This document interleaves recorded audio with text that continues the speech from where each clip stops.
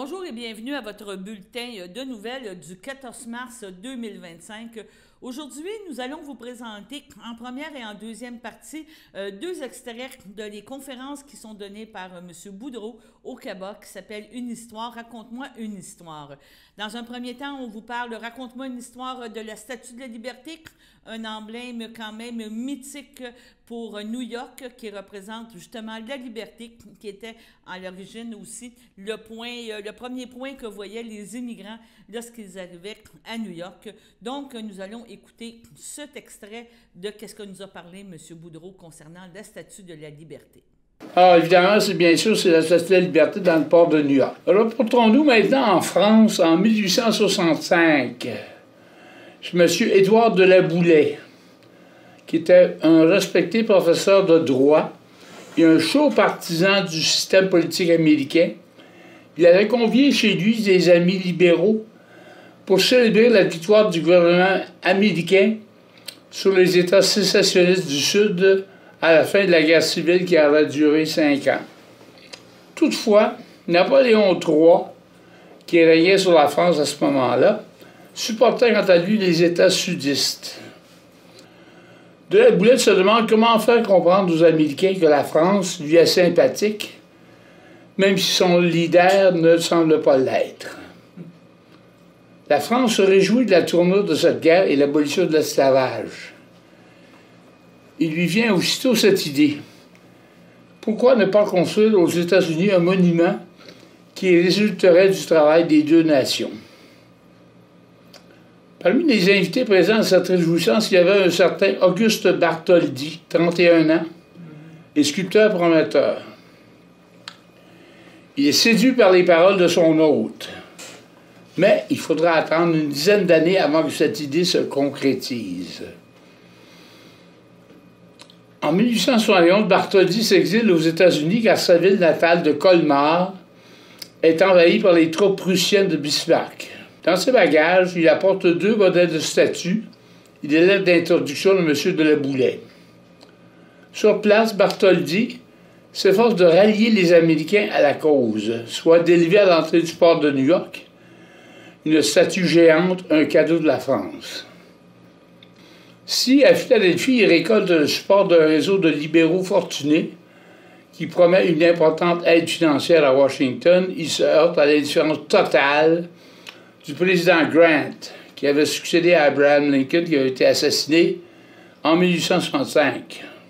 Le professeur de La Boulaye lance en 1864 une collecte de fonds pour financer la construction de ce cadeau aux Américains pour le centenaire de l'indépendance de 1776, pardon.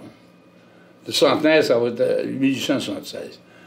Un comité nommé l'Union franco-américaine va prendre 5 ans pour collecter 400 000 francs ou 2 millions de dollars en devises d'aujourd'hui afin de pouvoir débuter le chantier.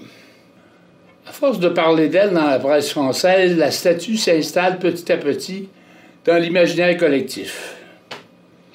Finalement, ce n'est qu'en 1880 que la somme pour réaliser ce monument est ramassée. L'aventure technologique qui a été sa construction peut enfin commencer. Très vite, des ingénieurs soulèvent la question: comment pourrait-elle résister au vent violent qui balayait souvent le port de New York? Bartholdi va donc sagement consulter une sommité, Gustave Eiffel, avant qu'il ne crée sa tour. Sous son drapé composé de quelques centaines de plaques de cuivre, la statue devra avoir un squelette souple, composé de poutrelles d'acier qui donneront la résistance souhaitée contre les vents quelquefois violents du port de New York. Ça, c'est à l'intérieur de la statue. Dans l'usine de la firme Gaget et Gauthier, une équipe de 600 ouvriers travaille nuit et jour sur cette énorme commande. Le 4 juillet 1884, la statue complètement assemblée est présentée à l'ambassadeur américain à Paris, avant d'être démontée, numérotée et emballée dans des caisses pour prendre la direction de New York. Quel accueil la statue a-t-elle eu à New York? Après avoir affronté plusieurs tempêtes en plein océan, le bateau est accueilli en fanfare dans le port de New York en juin 1885. Mais Amère déception pour les Français, car les fondations et le piédestal devant recevoir la statue n'est pas encore terminé. Il faudra attendre au moins 6 mois avant que l'assemblage de la statue puisse débuter. Or, c'est depuis 1877 que l'Union League Club peine à ramasser les 100 000 $ nécessaires pour le piédestal. Les élites du monde financier américain sont réticents à ouvrir leur portefeuille pour ce sculpteur français même pas connu. Comme c'était arrivé en France, c'est grâce à la contribution de la population si la somme espérée est atteinte à cause de l'intervention de M. Joseph Pulitzer, dont on voit la photo ici, qui était le grand patron de la presse américaine et qui va faire appel à son lectorat de 153 000 personnes. C'est ainsi que la Statue de la Liberté a été inaugurée le 4 juillet 1886 pour fêter le centenaire de l'indépendance américaine, mais avec 10 ans de retard. Paraît qu'il vaut mieux tard que jamais. Voyons voir la statue en détail. Bartholdi voulait donner un aspect pacifique à son œuvre. C'est pourquoi il la montre vêtue d'une robe drapée et qu'il lui met dans sa main une torche représentant le progrès. Cette torche est recouverte de feuilles d'or. On a remarqué que sur les deux pieds de la statue, l'orteil à côté du gros orteil est plus long que ce dernier. Or, ceci était la norme dans les statues grecques de l'Antiquité. Et on peut en déduire que Bartholdi voulait exprimer cette nuance classique dans son œuvre. Aussi, il a préféré la coiffer d'une couronne à 7 pointes en métal, qui représente les 7 continents. Il faut noter que la statue tient dans sa main gauche une tablette de pierre, sur laquelle est gravée en chiffres romains la date de proclamation de l'indépendance américaine. Quels furent les effets de la statue? Des événements plus ou moins cocasses sont rattachés à la Statue de la Liberté. D'abord, elle est responsable de l'ajout d'un mot à la langue française. Et oui, pour le grand jour de son inauguration, la firme responsable de sa construction, Gaget et Gauthier, avait eu l'idée de fabriquer des statues de la Liberté miniatures qui furent remis à titre de souvenir promotionnel à tous les invités. Or, les invités américains se demandaient entre eux « Did you get your gadget? » Cette déformation du mot « gadget » et donc de « gadget » et a été ajoutée éventuellement à la langue française et à la langue anglaise, bien sûr. Comme la statue est devenue universellement connue assez vite, il est normal qu'elle attire les gens en mal de notoriété. C'est ainsi qu'en 1912, un réparateur de clochers, donc quelqu'un d'habitué à travailler dans les hauteurs, va se proposer de sauter en parachute du balcon autour de la flamme de la torche.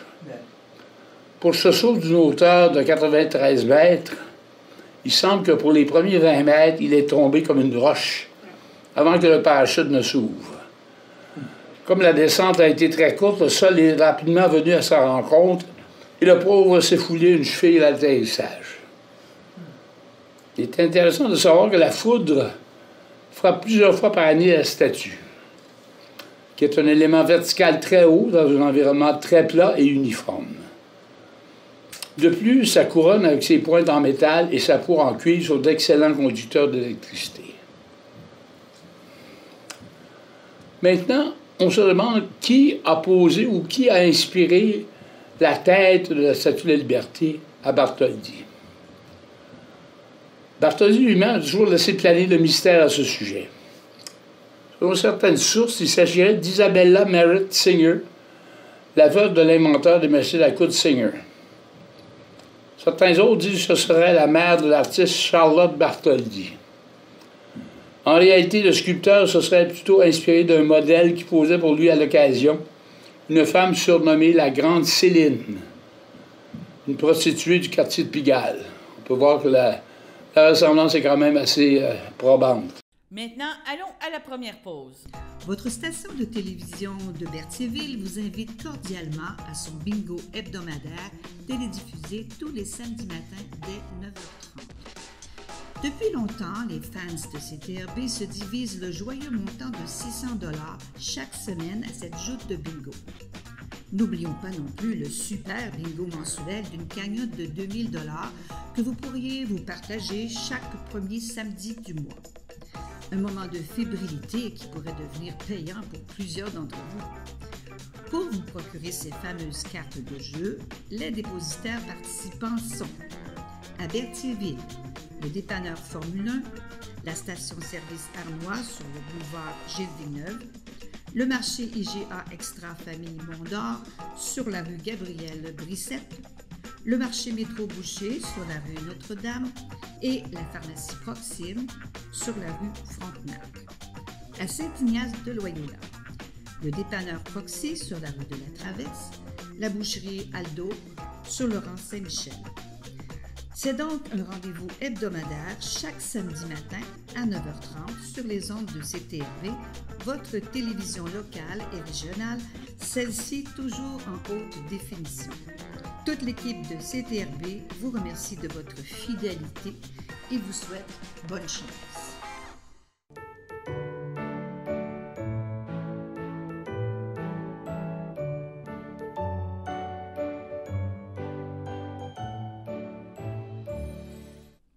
Pour aujourd'hui, le 14 mars, la FADOC de l'Île-du-Pas désire souhaiter bon anniversaire à Nathalie Riquet et à Gisèle Arnois. Allons au 15 mars maintenant et la FADOC de l'Île-du-Pas encore veut souhaiter bon anniversaire à Michel Tucker, Monique Champagne-Gravel, Monique Lacourse et Linda Paquette. Au niveau des filles d'Isabelle, Ange-Marie Pilote-Harvey et Monique Gravel. Au niveau du 16, maintenant, on se rend au 16 mars. Bon anniversaire de la part de la FADOC de l'Île-du-Pas à Sylvie Laclaire. Donc, c'est votre anniversaire en fin de semaine. Profitez-en bien pour fêter avec votre famille et vos amis.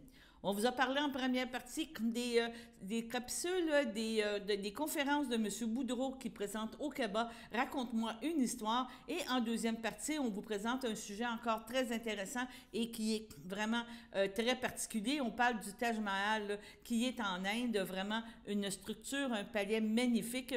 Nous allons pouvoir écouter M. Boudreau nous en parler. Qu'est-ce que ça veut dire le mot Taj Mahal? Ça veut dire palais de la couronne en hindi. Ce monument a été bâti près de la ville d'Agra, dans le nord de l'Inde, par l'empereur Shad Jalan. Il a construit en l'honneur de sa défunte conjointe, Mumtaz Mahal, entre 1631 et 1648. C'est un mausolée en marbre blanc. Depuis 1666, il abrite également la dépouille de l'empereur lui-même. Sa conjointe était décédée en 1631 en mettant au monde son 14e enfant. Pourquoi le Taj Mahal est-il une merveille du monde? C'est à cause de sa grande allure, de sa majesté. Étant la plus belle production de l'art indo-islamique, le Taj Mahal impressionne par sa beauté architecturale, la richesse de ses parterres, ses sculptures de marbre incrustées de pierres précieuses et surtout son caractère original et unique, car aucun autre bâtiment ne lui ressemble. Toujours aussi populaire, il est visité par 6 millions de personnes à chaque année. Évidemment, il est inscrit au patrimoine mondial de l'UNESCO. Qu'est-ce qui représente le Taj Mahal? Il représente l'amour fou que l'empereur portait à sa conjointe.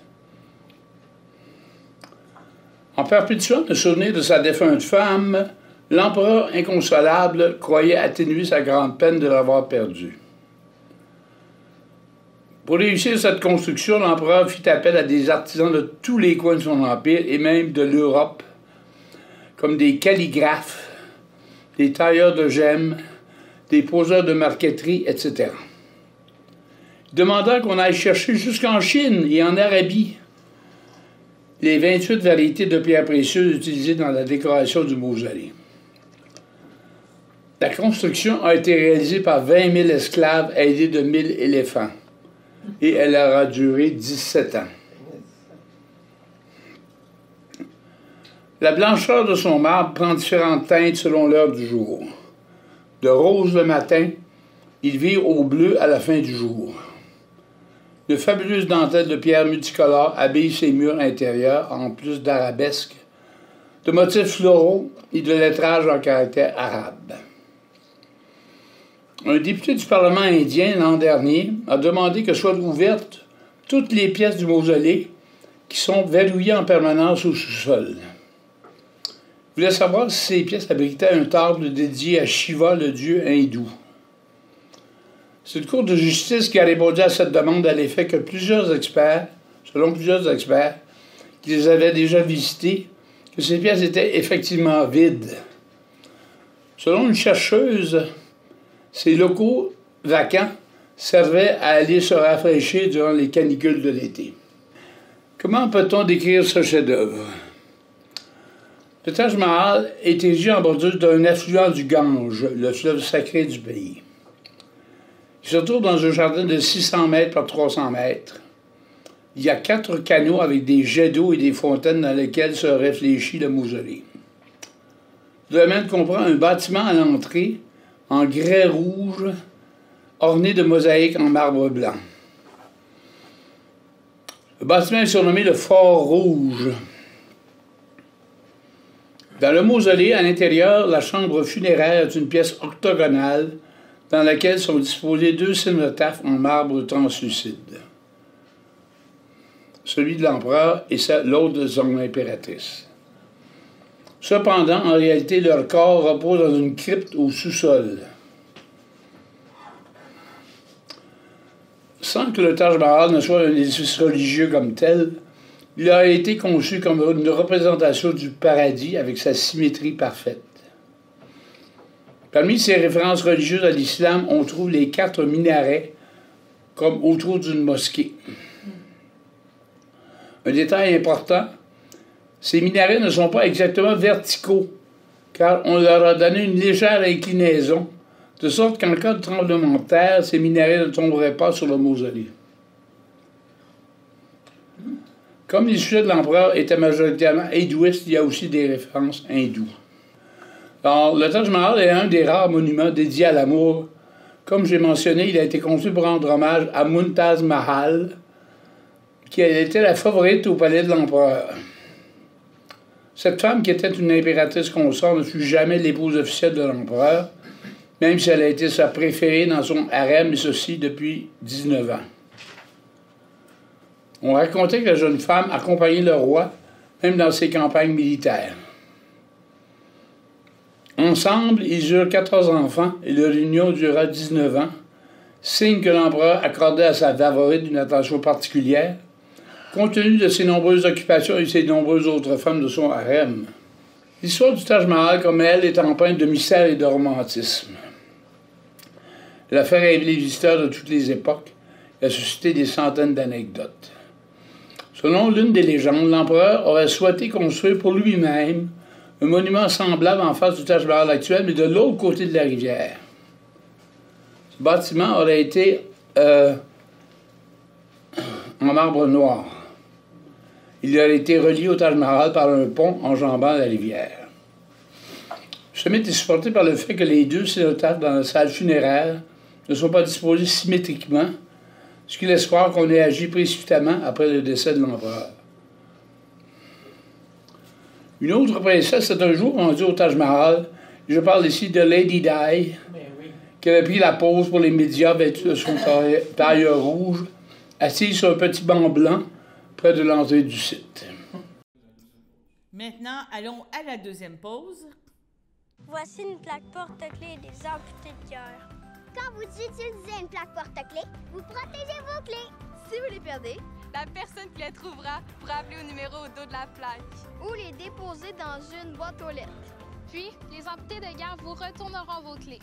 Gratuitement! Commandez vos plaques porte-clés aujourd'hui à amputédeguerre.ca. Et améliorer la vie des personnes amputées comme moi. Merci.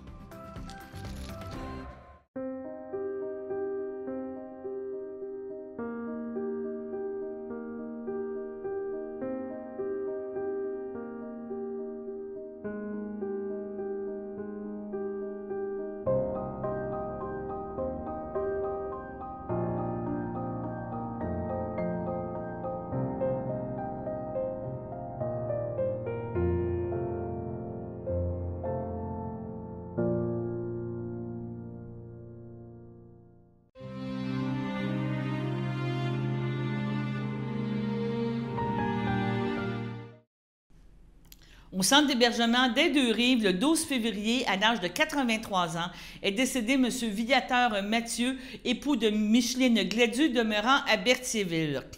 Il laisse dans le deuil, outre son épouse, ses enfants, Monique Mathieu, Claude Tellier, Manon Mathieu, Serge Martel, Pierre Mathieu, Rita Boucher, ses petits-enfants, Annick Martel, Christopher Lambert, Joanie Martel, Joël Descoteaux, Mathieu Martel, Lyndia Plamondon, Mathilda Martel, Mathieu Adam, Hugo Martel, Catherine Soucy, Olivier Mathieu, ainsi que ses arrière-petits-enfants, Ariel, Arthur, Rose, Malik, Louane, Oscar et Ophélie, ses frères et ses sœurs, Gabriel Mathieu, Louise Mercier, Nicole Mathieu, Pierrette Mathieu, Carmel Mondor, Madeleine Mado-Mathieu, Alain Desrosiers, Gisèle Mathieu, Fernand Desjardins, Lise Mathieu, Feu Élisée Mathieu, Feu Cécile Mathieu, Jean-Pierre Dulon, ses beaux-frères, belles-sœurs Serge Gladu, Françoise Saint-Martin, Sylvie Gladu, Daniel Sicard, Joanne Gladu, Louise Gladu, Michel Chrétien, Feu Michel Gladu, Diane Durand, Feu Lynne Gladu, ainsi que plusieurs neveux, nièces, autres parents et amis. La famille vous accueillera le samedi 15 mars dès midi au complexe funéraire Efterio de Berthierville, où un hommage aura lieu à la chapelle le même jour à compter de 14h30. Le 1er mars, à l'aube de ses 54 ans, est décédé M. Hugo Bianchi, conjoint de Jeannie Gladu, fils de Vincent Bianchi et de Madeleine Doucet, demeurant à Saint-Ignace de Loyola. Il laisse dans le deuil, outre sa conjointe et ses parents, ses enfants, Elio Bianchi et Matteo Bianchi, sa sœur Christina Bianchi, Pierre Ducharme, sa nièce Carla Bianchi Ducharme, Dylan Stevens, son neveu Félix Bianchi Ducharme, sa belle-mère Sylvie Berthe Guy Lassalle, son beau-père Donald Gladu, son beau-frère Mathieu Lassalle, ainsi que plusieurs autres parents et de nombreux amis. La famille vous accueillera le dimanche 16 mars dès 10h au complexe funéraire Efterio de Berthierville, où un hommage à la chapelle aura lieu le jour même à compter de 14h.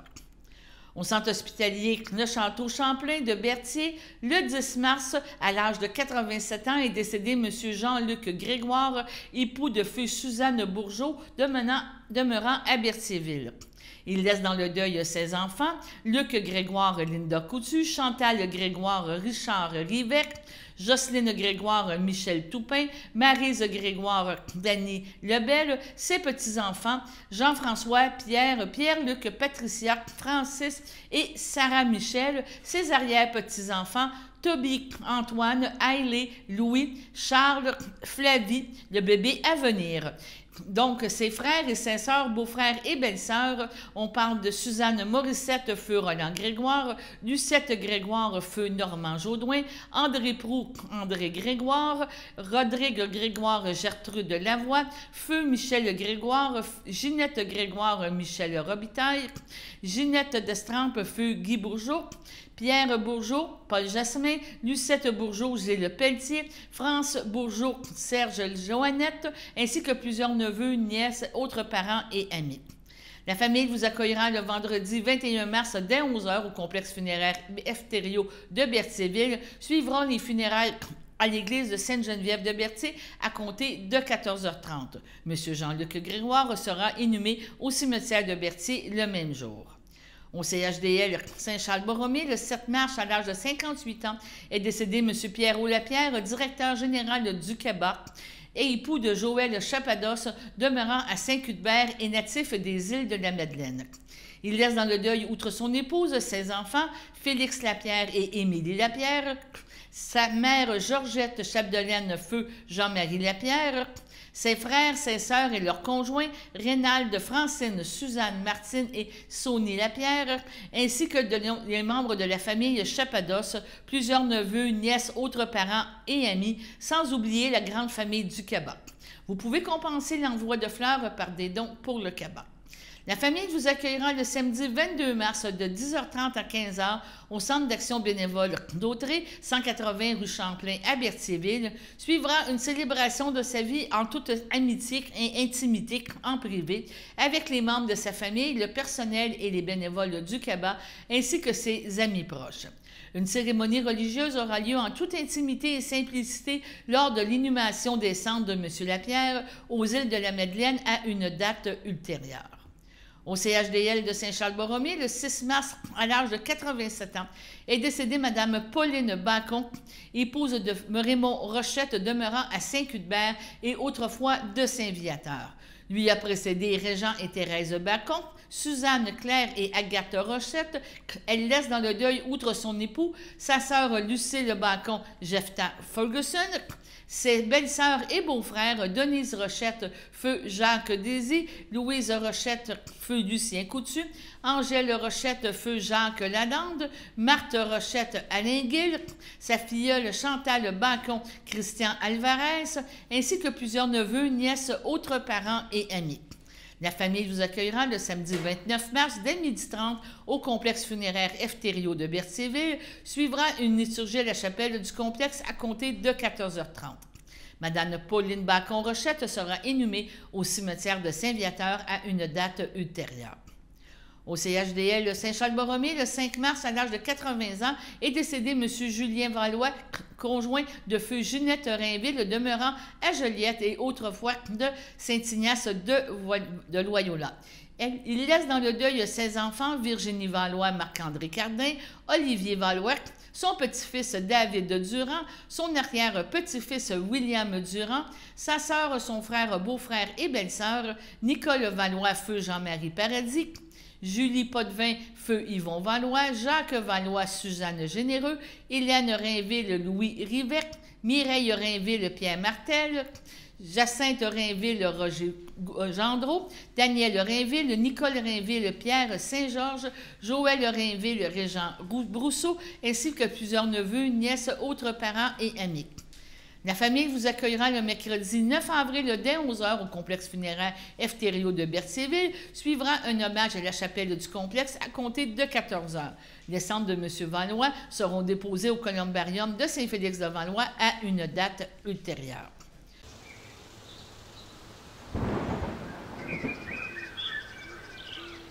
Bienvenue à votre météo de cette semaine. Aujourd'hui, vendredi soir, ce sera des passages nuageux. Une température de 3, un temps ressenti de 1. Vendredi nuit, ce sera des passages nuageux. Une température de moins 1, un temps ressenti de moins 5. Samedi matin, ce sera ensoleillé avec passage nuageux. Une température de moins 1, un temps ressenti de moins 5. Samedi après-midi, ce sera ensoleillé avec passage nuageux. Une température de 8, un temps ressenti de 6. Samedi soir, ce sera un ciel variable, une température de 4, un temps ressenti de 4. Samedi nuit, ce sera un ciel variable, une température de 5, un temps ressenti de 3. Dimanche matin, ce sera des risques d'averses, une température de 6, un temps ressenti de 4, environ 1 mm de pluie. Dimanche après-midi, ce sera de la pluie, une température de 13, un temps ressenti de 12, environ 5 à 10 mm de pluie. Dimanche soir, ce sera de la pluie, une température de 11, un temps ressenti de 8, environ 5 mm de pluie. Dimanche nuit, ce sera nuageux avec éclaircies, une température de 4, un temps ressenti de 0. Et voilà, c'était tout pour votre météo.